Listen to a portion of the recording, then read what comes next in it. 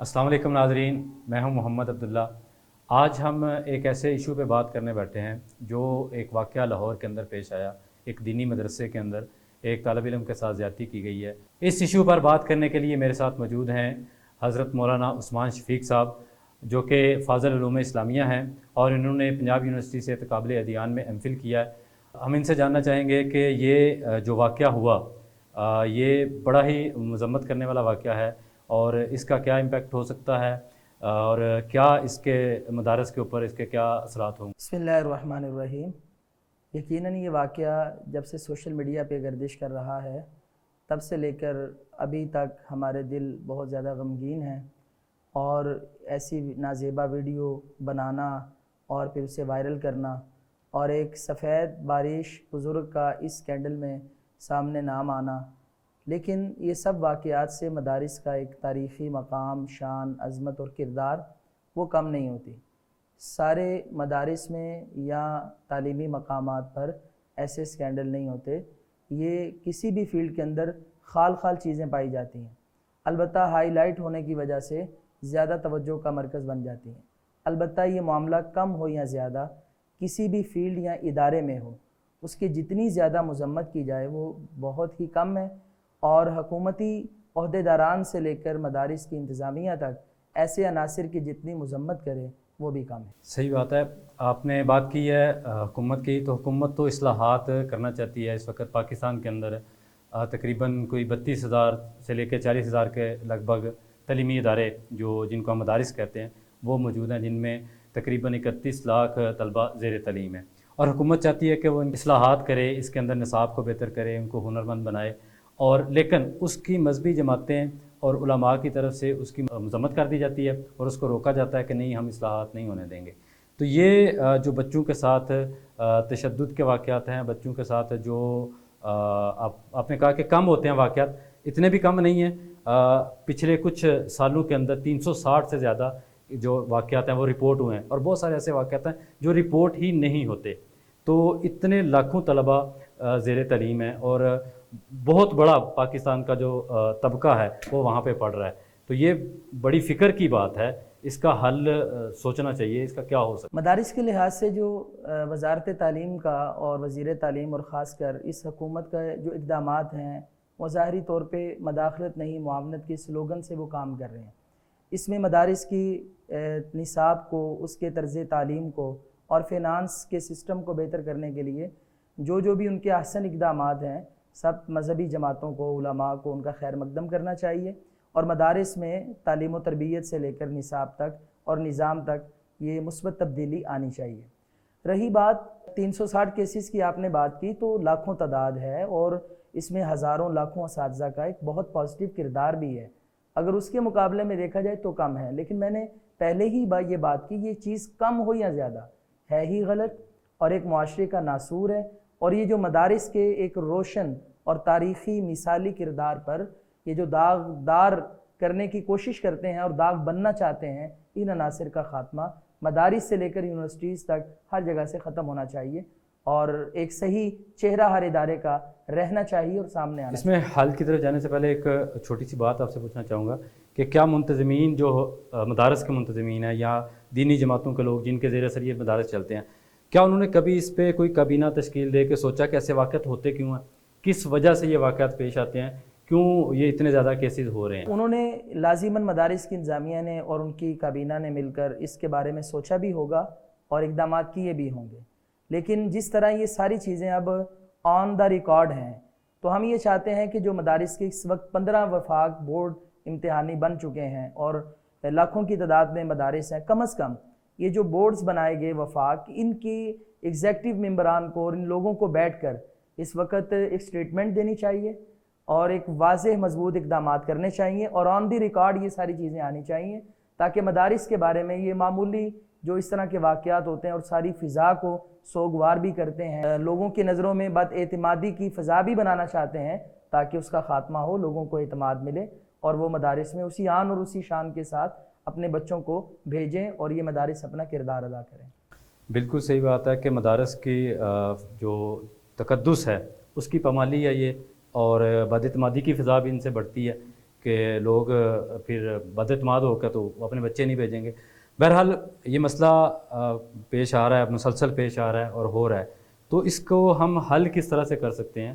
کیا اس کے بارے میں تجاویز ہو سکتی ہیں کہ اس کو کس طرح اس پہ قابو پایا جائے اور ان ایسے واقعات سے بچا جائے؟ آپ نے بہت اچھا سوال کیا ہے کہ ہر مسئلے کے لیے کوئی نہ کوئی حل موجود ہے اور اس کے لیے بہت اچھی تجاویز بھی ہیں. آج کل جدید دور ہے اور میڈیا، الیکٹرانکس اور یہ ہر فیلڈ میں آپ کو ترقی ہی ترقی ملے گی.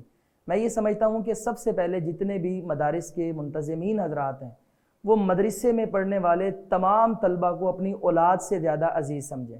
جہاں پہ ہم ان کی عظمت بیان کرتے ہیں کہ فرشتے پر بچھاتے ہیں اور پروں کا سایہ کرتے ہیں تاکہ سمندر میں جو مچھلیاں ہیں وہ بھی ان کے لیے دعائیں کرتی ہیں، ان کی عظمت کو عملاً بھی تسلیم کیا جائے، ان کو اپنے بچوں کی طرح سمجھیں اور پھر ان کے لیے سیکیورٹی سسٹم کو بہتر کیا جائے. کیمرے لگائے جائیں اور ان کا ریکارڈ بھی موجود ہو. ریکارڈ روم جو ہے، سیکیورٹی روم جو ہے، اس کے اوپر بھی ایک پہرے دار بٹھایا جائے، ایک نگران بٹھایا جائے اور وہ ہر وقت 12 گھنٹے ایک واچ کر لے، 12 گھنٹے ایک کر لے. پھر اس طرح جو اساتذہ کرام ہیں، چونکہ محدثین علماء کرام اپنی مجالس میں یہ جو داڑھی کے بغیر بچے ہوتے تھے بے ریش، ان کو عورتوں کی طرح سمجھتے اور اپنے آگے نہیں تھے بٹھاتے. چونکہ شیطان ہے نا، وہ ایسی پاکیزہ جگہوں پر زیادہ زور لگاتا ہے. چور چوری وہاں پہ کرتا ہے کہ جہاں پہ اس کو سامان نظر آتا ہے. تو وہ ان کو مجالس میں نہیں بٹھاتے تھے. اساتذہ کرام پر پابندی ہو کہ وہ ان بچوں کو کام نہ کہیں، وہ تنہائی میں نہ جائیں، کوئی ایسا راستہ نہ رہے کہ جس پہ شیطان داؤ لگا سکے. خدمت والے عملے کو رکھا جائے، وہ اساتذہ کے کام کرے. تو اس طرح کیمرے لگانا اور خدمتگاروں کا رکھنا اور خاص کر منتظمین کا ان کو اپنے بچے سمجھنا. جب یہ احساس پیدا ہو جائے گا، کوئی بھی یہ نہیں چاہے گا کہ جیسے اپنی اولاد سے غفلت برت کر ان کو ان درندوں کے حوالے نہیں کیا جا سکتا. ایسے مدرسے کا ایک ایک طالب علم عزیز ہوگا اور انہیں ایسی درندگی کے لیے کبھی بھی نہیں چھوڑا جائے. کیا ایسا نہیں ہو سکتا کہ ہم اس سسٹم کے اندر کوئی تبدیلی لے کے آئیں؟ یہ جو پورا سسٹم ہے مدارس کا، ہاسٹل ہوتے ہیں، کیا ہاسٹل کو ختم کر دیا جائے؟ جیسا یونیورسٹیز میں، کالجز میں، اسکول میں طلباء جاتے ہیں، صبح پڑھنے جاتے ہیں، شام کو وہ گھروں کو واپس آ جاتے ہیں. انہوں نے اگر کوئی اسٹڈی کرنی ہے تو وہ گھر میں بیٹھ کے پڑھتے ہیں، انٹرنیٹ سے جہاں سے بھی وہ اسٹڈی کرنا چاہتے ہیں وہ کرتے ہیں. تو کیا مدارس کے اندر کوئی ایسا سلسلہ نہیں بن سکتا کہ وہاں پہ دن کے اوقات میں تعلیم دی جائے اور رات کو بچہ گھر واپس چلا جائے؟ دراصل یونیورسٹیز اور کالجز کی آپ بات کر رہے ہیں تو وہ فری ہاسٹل اپنی یونیورسٹی کی حدود میں تو چاہے نہیں دیتے، لیکن پرائیویٹ ہاسٹل میں تو طلبہ طالبات رہتی ہیں اور ان کے سکینڈلز اور ان کے معاملات اور بے حیائی اور فحاشی کا ایک الگ باب ہے اور وہ ایک الگ ٹاپک ہے کہ اس پر بھی بات کرنی چاہیے. تو یہ باہر سے آنے والے طلبہ و طالبات، ان کے لیے پڑھنا اور ایک اچھے ادارے کا ہونا، ہاسٹل کی اہمیت کو نظر انداز نہیں کیا جا سکتا. ہاسٹل ہونا چاہیے لیکن اقدامات ہوں. ہاں، اگر جہاں پہ اقدامات نہیں ہیں اور جہاں پہ ایسی درندگی اور منتظمین جو ہیں وہ نہ اقدامات کر سکتے ہیں، نہ وہ محنت کر سکتے ہیں، نہ وہ اپنی کھلی آنکھیں رکھ سکتے ہیں، تو وہ نہ ہاسٹل رکھیں، وہ نہ مجرم بنے اور بنائیں. البتہ جہاں پہ ہاسٹل ہو وہاں پہ نظام اچھا ہو، بہترین نظام، وہ سی سی ٹی وی کیمرے اور پھر ان کا آن لائن ہونا. اور اگر منتظم سینکڑوں کلومیٹر دور بھی ہے تو وہ اپنا چیک اینڈ بیلنس کر سکتا ہے، اساتذہ دیکھ سکتے ہیں.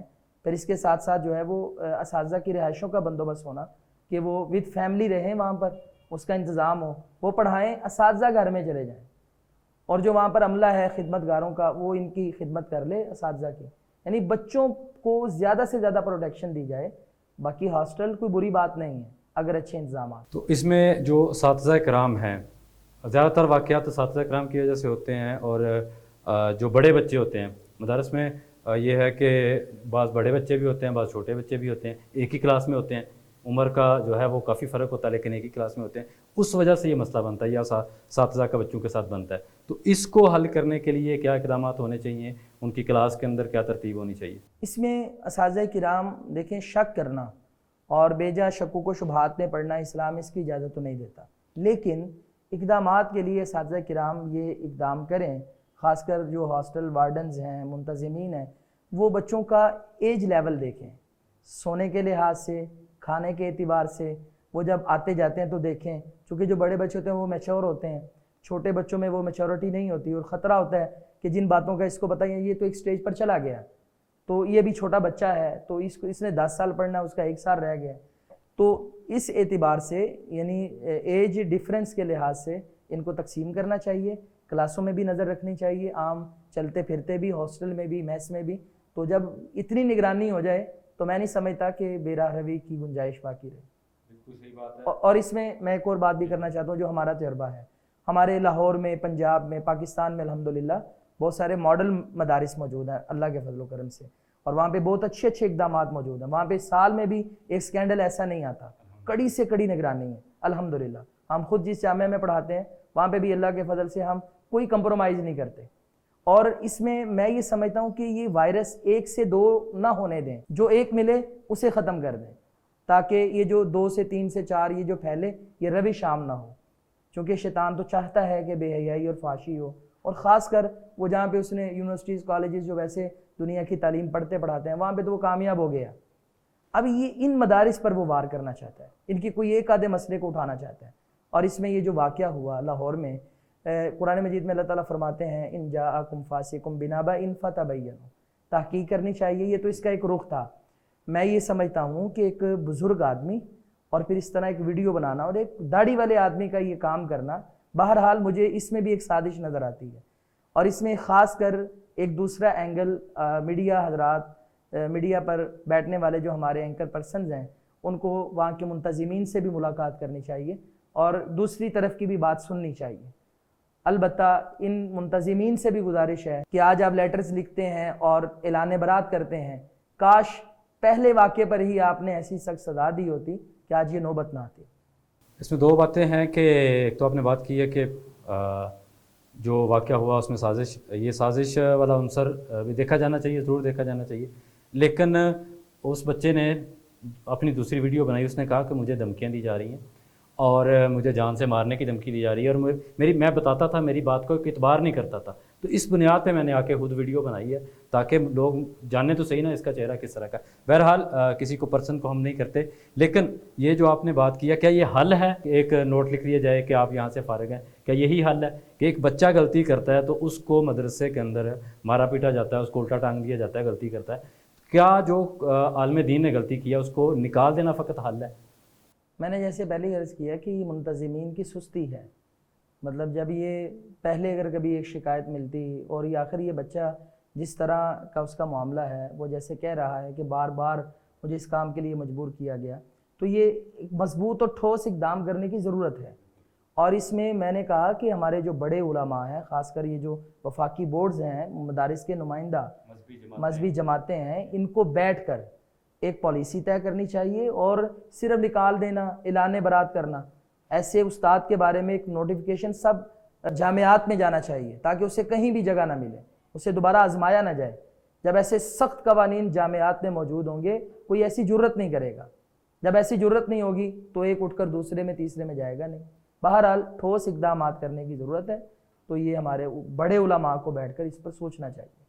قرآن و سنت کے حوالے سے یہ جو فعل ہے اس پہ قرآن و سنت کے احکامات اس پہ کیا ہیں، اس کی کیا سزا ہونی چاہیے، اس پہ تھوڑی سی روشنی ڈالیں. اللہ تعالیٰ کا ایک قانون ہے کہ جتنے بھی اس نے حرام کردہ چیزیں رکھی ہیں، تو اگر ایک چیز حرام کی تو اس کا راستہ دیا حلال کا. اسی طرح اگر اس نے یہ چیزیں حرام کی، زنا، لواطت اور یہ سب چیزیں، تو نکاح کا راستہ دیا. تو یہ جو بد فعلی ہے، مرد مرد سے کرے، عورت عورت سے کرے، یہ دراصل مرد کا مرد سے ضرورت پوری کرنا، یہ قوم لوط والا عمل ہے. اللہ تعالیٰ نے تو اس پر اتنی سخت سزا دی کہ بستی کو آسمانوں کے اوپر لے گیا، پھر پتھر برسائے، پھر زمین پہ پٹک دیا اور اس کو نشان عبرت بنا دیا. یہ بہت بڑا گناہ ہے، چھوٹا گناہ نہیں ہے. اب ہم یہ دیکھیں کہ جو یہ کام کرے، اس میں مختلف سکول آف تھاٹس ہیں. مثلا کسی نے کہا جی سزا ہے ہی نہیں، اور اس میں ابن ماجہ کی ایک حدیث ملتی ہے کہ فاعل اور مفعول کو قتل کر دیا جائے. حکومت کی ذمہ داری ہے وہ ٹرائل کرے، ایک قاضی فیصلہ کرے. یہ ہر آدمی کو اجازت نہیں ہے کہ وہ اٹھے اور قانون ہاتھ میں لے. ہم اس کی بات نہیں کرتے. یہ حکومت کا کام ہے، کورٹ کا کام ہے. وہ ٹرائل کرے، وہ شہادتیں لے، وہ اپنا کام پورا کریں. سزا ہے. ایک مکتبہ فکر کہتا ہے کہ یہ فاعل اور مفعول کو قتل کیا جائے حدیث کی بنیاد پر، اور ایک مکتبہ فکر یہ بھی ہے، وہ کہتے ہیں اس پر تعزیر ہوگی لیکن کوئی سزا نہیں ہوگی. تو بہرحال اس پر علماء کو بٹھانا چاہیے اور اس گھناؤنے فعل پر، لواطت والا، قوم لوط والا عمل جو ہے، اس پر سزا جو بھی بنتی ہے وہ قانون بننا چاہیے اور سزا ہونی چاہیے. بہت شکریہ عثمان بھائی. یہ بالکل ایک ایسا عمل ہے کہ جس کی جتنی مذمت کی جائے اتنی ہی کم ہے کہ ایک بچے کی زندگی آپ مکمل اس کی زندگی، اس کا فیوچر تباہ و برباد کر دیتے ہیں. اور اس کے گھر والوں کو بھی کہیں منہ دکھانے کے لائق نہیں چھوڑتے، اس کی ساری زندگی تباہ ہو جاتی ہے، اس کے گھر والوں کا سارا معاملہ دنیا کی نظروں کے اندر جو ہے وہ برباد ہو جاتا ہے۔ تو اس گھنونے فعل کی جتنی مذمت کی جائے اتنی کم ہے، اور گورنمنٹ کو چاہیے، مذہبی جماعتوں کو چاہیے، اور جو مدارس کے منتظمین ہیں ان کو چاہیے کہ وہ مل بیٹھ کے اس پہ کوئی ٹھوس اقدامات کریں، ان کی نگرانی کا ساتھ کرنا ہے، جس طرح عثمان بھائی نے بتایا کہ کیمروں کا لگانا، جتنے بھی اقدامات ہو سکتے ہیں وہ کیے جانے چاہیے تاکہ آئندہ ایسے واقعات سے بچا جا سکے۔